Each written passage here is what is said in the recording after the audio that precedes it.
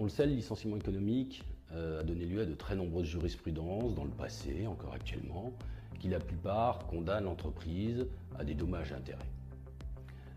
Petit à petit, le licenciement économique a fait l'objet de réformes.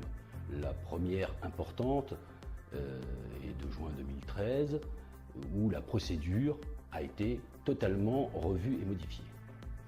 Le projet d'ordonnance prévoit également de revoir un certain nombre d'obligations de l'entreprise en la matière, et j'aimerais en évoquer deux avec vous.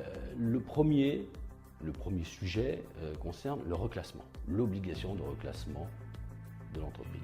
Le second, l'appréciation du motif, et plus précisément son périmètre d'appréciation.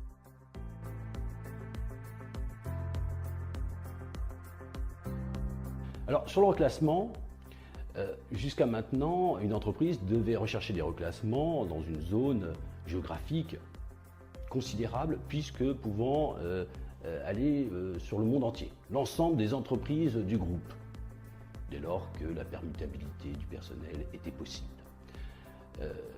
Le projet prévoit de limiter ce champ, parce que bien souvent totalement inefficace, et de le limiter au territoire français, donc plus aucune recherche de reclassement à l'étranger ne serait obligatoire, possible, mais non obligatoire, et c'est déjà quelque chose d'assez conséquent.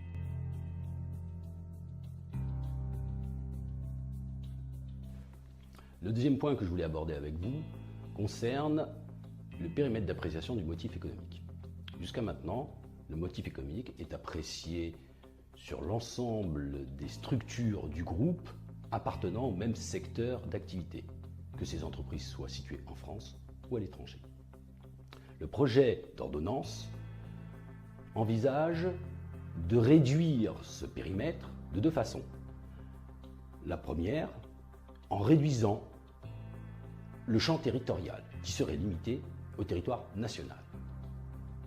La seconde façon de le réduire est tout simplement en ayant une définition du groupe calée sur ce que prévoit le Code de commerce. Donc quelque chose de beaucoup plus précis, de beaucoup plus restreint que ce qu'on pouvait connaître jusqu'à maintenant.